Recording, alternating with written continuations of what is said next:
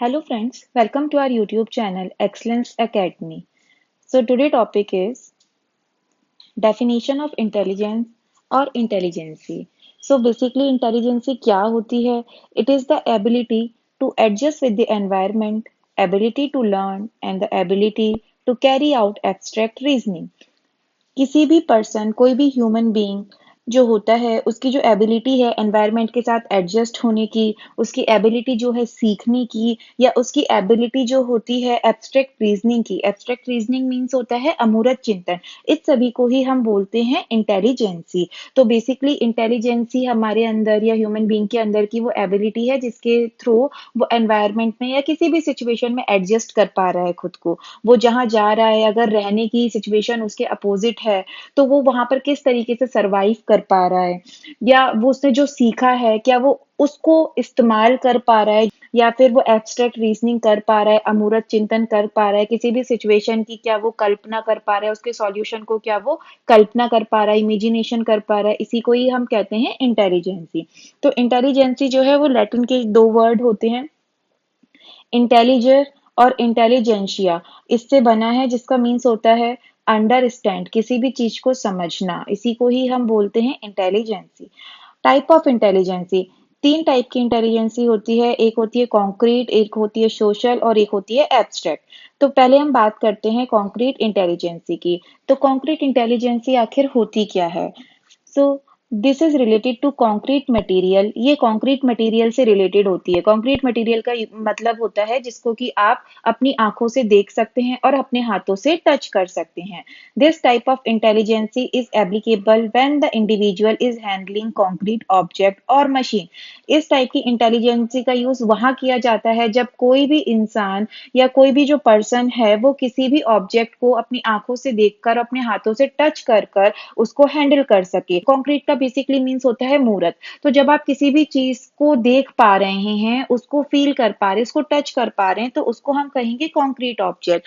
तो इस तरीके की इंटेलिजेंस में बेसिकली जो पर्सन है वो उस ऑब्जेक्ट को हैंडल करता है। जैसे कि आप मान लें जो मैकेनिक होता है वो मशीन को ठीक जब करता है तो वो पूरे मशीन को खोलता है, उसमें देखता है कि क्या प्रॉब्लम है। अगर उसका कोई पार्ट खराब है तो वो उसको निकाल के उसकी जगह दूसरे पार्ट को उसमें इंसर्ट करता है। तो इसको हम कहते हैं कॉन्क्रीट इंटेलिजेंस, यानी उसको मशीन ठीक करना आता है और वो मशीन को अपनी आंखों से देख पा रहा है, अपने हाथों से टच कर पा रहा है और उसके बाद वो उसको ठीक कर रहा है। तो इसको हम कहेंगे कॉन्क्रीट इंटेलिजेंस की उसके पास मशीन को ठीक करने की कॉन्क्रीट इंटेलिजेंसी है।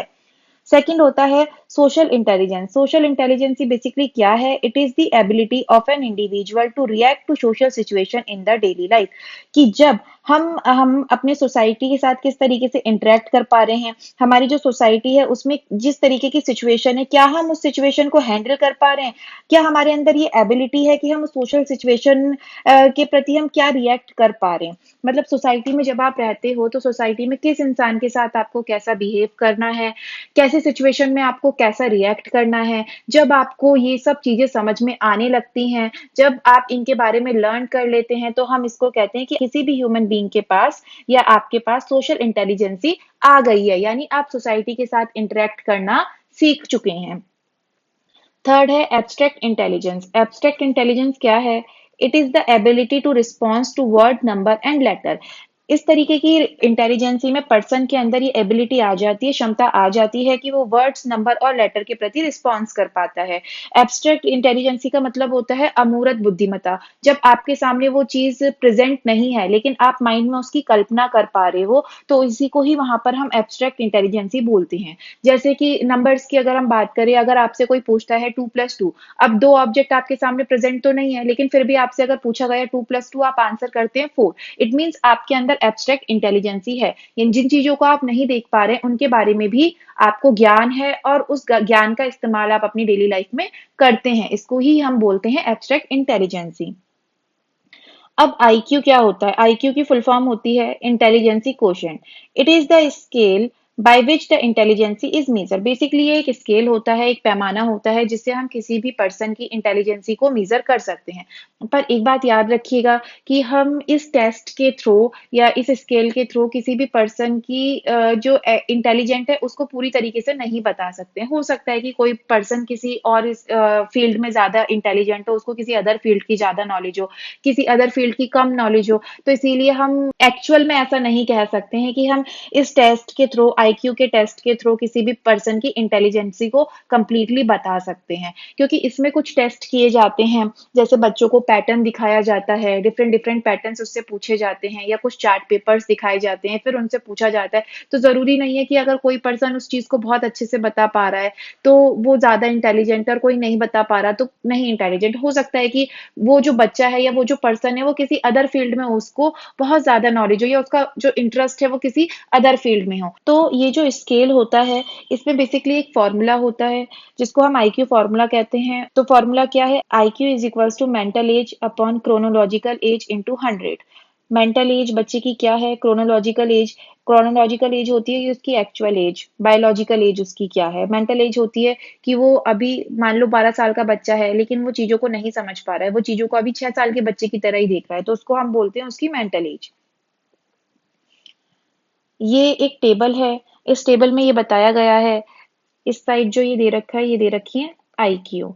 जो जीनियस बच्चे होते हैं उनकी आईक्यू 140 प्लस होती है। जो वेरी सुपीरियर होते हैं उनकी 130 टू 140 के बीच में होती है।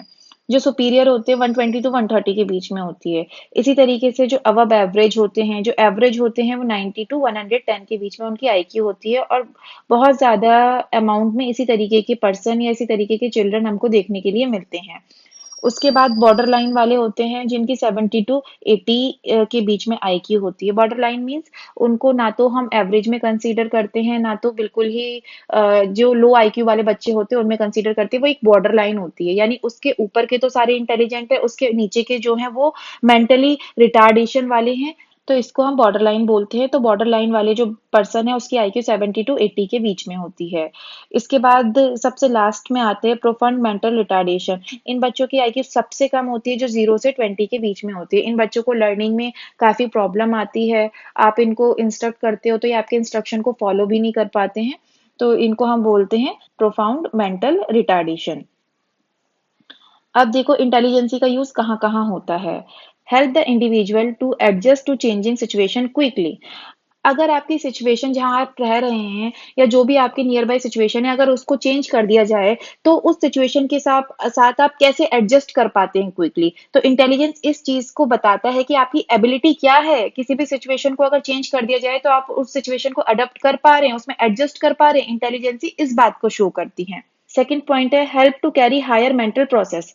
हायर मेंटल प्रोसेस को कैरी करने में भी इंटेलिजेंसी आपकी हेल्प करती है। हायर मेंटल प्रोसेस मीन्स होता है जैसे कि सीखने की क्षमता है। जैसे आप बेसिकली समझ लीजिए कि आपको कोई अदर लैंग्वेज सीखनी है, आपकी मेमोरी, आपकी थिंकिंग, अटेंशन, एब्स्ट्रैक्शन, प्रिसेप्शन, ये किस तरीके से है। तो इंटेलिजेंसी ये डिसाइड करने में भी हेल्प करती है कि आप जो हायर मेंटल प्रोसेस है उसको कर पा रहे हैं या नहीं कर पा रहे हैं। जैसे कोई पर्सन जिसका आईक्यू लेवल 140 प्लस है, वो डिफरेंट डिफरेंट लैंग्वेजेस इजीली सीख लेता है क्योंकि उसकी आईक्यू लेवल इतना ज्यादा है, तो उसकी इंटेलिजेंसी ज्यादा है और उसको कोई भी हायर मेंटल प्रोसेस को सीखने में दिक्कत नहीं होती है। थर्ड पॉइंट है help to learn difficult task and solve problem. Difficult task को सॉल्व करने में, प्रॉब्लम को सॉल्व करने में, या डिफिकल्ट टास्क किस तरीके से हैंडल किए जाएंगे, इन सब में भी इंटेलिजेंसी यूज होती है। नेक्स्ट पॉइंट है helps the individual to improve performance in any situation. Intelligence किसी भी पर्सन की हेल्प करती है कि वो अपनी परफॉर्मेंस को कैसे इम्प्रूव करेगा। कोई भी सिचुएशन अगर बदलती जाती है, उस सिचुएशन के अकॉर्डिंग उसकी परफॉर्मेंस पे क्या इफेक्ट पड़ेगा और वो अपनी परफॉर्मेंस को उस सिचुएशन में रहते हुए भी कैसे इम्प्रूव कर पाएगा। तो इंटेलिजेंसी इस चीज के लिए भी यूज होती है। नेक्स्ट पॉइंट है helps in quick understanding of thing. चीजों को जल्दी जल्दी समझने के लिए भी इंटेलिजेंसी का यूज होता है। जो जो पर्सन ज्यादा इंटेलिजेंट है, जिसका आईक्यू ज्यादा है, वो चीजों को बहुत जल्दी समझ पाता है, लेकिन जिसका आईक्यू बहुत कम है, जो बॉर्डर लाइन के बच्चे हैं, वो चीजों को उतनी जल्दी नहीं समझ पाते हैं। तो चीजों को जल्दी से समझने के लिए, जल्दी से उसकी अंडरस्टैंडिंग बनाने के लिए, उसको जल्दी लर्न करने के लिए भी इंटेलिजेंसी का यूज होता है। अब कुछ इंपॉर्टेंट पॉइंट है जो क्वेश्चन में पूछे जाते हैं सीटेट में, तो वो आपको लर्न करना पड़ेगा। जैसे कि आईक्यू का जो कॉन्सेप्ट है वो सबसे पहले विलियम स्टर्न ने दिया था 1912 में। मेंटल एज का जो कॉन्सेप्ट है, जो फॉर्मूला यूज होता है आईक्यू में, mental age upon chronological as, तो मेंटल एज का जो कॉन्सेप्ट दिया था वो दिया था अल्फ्रेड बीनेट ने 1905 में। First test of intelligence given by, अब जो उस आईक्यू का जो फॉर्मूला है उसके थ्रू जो पहला इंटेलिजेंसी टेस्ट हुआ था वो किया था अल्फ्रेड बीनेट एंड थियोडोर सीमोन ने 1905 में। जो पूरा फॉर्मूला है आईक्यू का, जो कंप्लीट फॉर्मूला है, IQ equals to mental age upon chronological age into 100, ये जो पूरा फॉर्मूला दिया है ये दिया है लुई टर्मन ने 1916 में। ओके, अब हम उस जो हमारा फॉर्मूला है उसके बेसिस पर कुछ न्यूमेरिकल सॉल्व करते हैं, क्योंकि इस तरीके के जो छोटे छोटे क्वेश्चंस हैं ये आपको एग्जाम में गिवन होते हैं। हमको पता है जो आईक्यू का फॉर्मूला होता है वो होता है mental age upon chronological age into 100।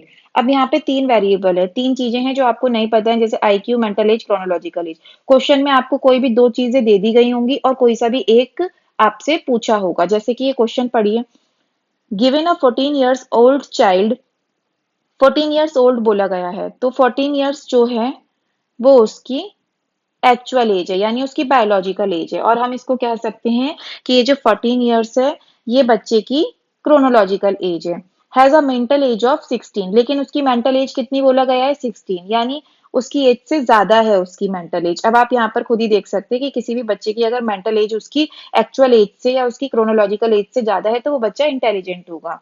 So we need to find out the IQ और intelligent quotient of the child, तो उस बच्चे की आईक्यू क्या होगी हमें ये निकालना है। तो देखिए, हमें फॉर्मूला पता है, मेंटल एज बच्चे का बोला गया है 16, क्रोनोलॉजिकल एज बोला गया है 14 इंटू 100। बिल्कुल सिंपल फॉर्मूला है, आपको ये कैलकुलेट करना है। तो 16 की मल्टीप्लाई 100 से करेंगे तो 1600 अपॉन 14। अब आप इनको डिवाइड कर लीजिए, तो 1600 डिवाइडेड बाय 14 जो होगा वो 114.28 होगा। अब देखिए, ये जो हमारा चार्ट है इसके अकॉर्डिंग 114.28 कहाँ लाए करेगा? वो लाए करेगा 120 टू 130 के बीच में। इट मीन्स ये जो बच्चे हैं ये सुपीरियर होंगे। नेक्स्ट क्वेश्चन है, IQ of a person is given by the formula IQ equals to mental age chronological age into 100। यहाँ आपको फॉर्मूला भी दे दिया गया है, where MA is mental age and CA is chronological age। यहाँ ये भी दे दिया गया है कि MA क्या रिप्रेजेंट कर रहा है और CA क्या रिप्रेजेंट कर रहा है। If 80 is less than equal to IQ is less than equals to 140, इन्होंने बोला है कि अगर जो IQ है वो लाई करता है 80 टू 140 के बीच में, for a group of 12 year old children, एक ग्रुप है बच्चों का जिसमें 12 साल के बच्चे। अब ये 12 साल क्या है? उनकी क्रोनोलॉजिकल एज है, क्योंकि बायोलॉजिकल एज यहाँ पे बता दी गई है कि 12 साल के बच्चे हैं। Find the range of their mental as, तो उनकी मेंटल एज क्या होगी? अब आपको पता है आपके पास फॉर्मूला होता है IQ equals to mental age upon chronological age into 100। अब बोला गया है कि जो IQ है वो लाई करता है 80 और 140 के बीच में, ऐसे ही तो गिवन है। यानी IQ जो है वो 80 से तो बड़ा होगा लेकिन 140 से कम होगा। तो जो IQ होगा बेसिकली वो लाई करेगा 80 टू 140 के बीच में। अब हमें IQ का फॉर्मूला पता है तो यहाँ आप सिंपली IQ का फॉर्मूला पुट कर दें। क्रोनोलॉजिकल एज हमें कितनी गिवन है? 12, तो क्रोनोलॉजिकल एज की जगह हम 12 पुट कर देते हैं। अब देखो, इसे 2 से कट करेंगे, ओके, अगेन हम इसे 2 से कट कर सकते हैं। तो यहाँ पे क्या आ गया?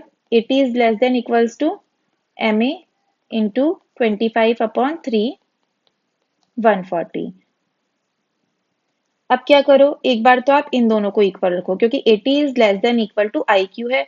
फिर एक बार आप इन दोनों को इक्वल रखो क्योंकि यहाँ पर ये दे रखा है, ये जो टर्म है IQ की जो आई है ये लेस देन इक्वल टू 140 है। तो अब हम क्या करते हैं, एक एक करके हम इन दोनों को कंसीडर करते हैं। तो पहले हम 80 is less then MA into 25 upon 3 ले लेते हैं। हमें MA की वैल्यू निकालनी है, तो ये डिवाइड में है इधर मल्टीप्लाई में हो जाएगा और ये मल्टीप्लाई में है इधर डिवाइड में हो जाएगा। अब देखो क्या आएगा इसको सॉल्व करने पर, जब आप इसको सॉल्व करेंगे तो ये 9.6 आएगा।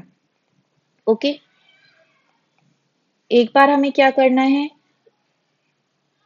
MA into 25/3 is less than equals to 140। एक बार हमें इसको लेना है। अब अगेन इसमें भी हम ऐसे करेंगे, 3 जो है वो डिवाइड में है तो वो मल्टीप्लाई में हो जाएगा, 25 मल्टीप्लाई में है तो डिवाइड में हो जाएगा। अगेन जब हम इसको सॉल्व करेंगे तो ये आ जाएगा 16.8। इट मीन्स उसकी जो मेंटल एज है वो लेस देन होगी 16.8 से। पर यहाँ देखो मेंटल एज ग्रेटर देन बोला है ना, लेकिन ग्रेटर देन होगी 9.6 से, यानी मेंटल एज जो है वो लाई करेगी 9.6 और 16.8 के बीच में।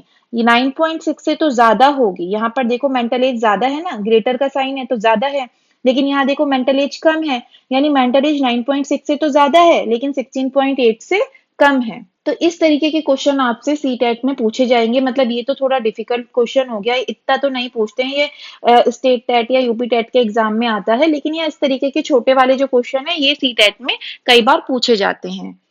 सो आई होप आज का टॉपिक आपको समझ में आया होगा। So please like share and subscribe our channel. Okay bye friends.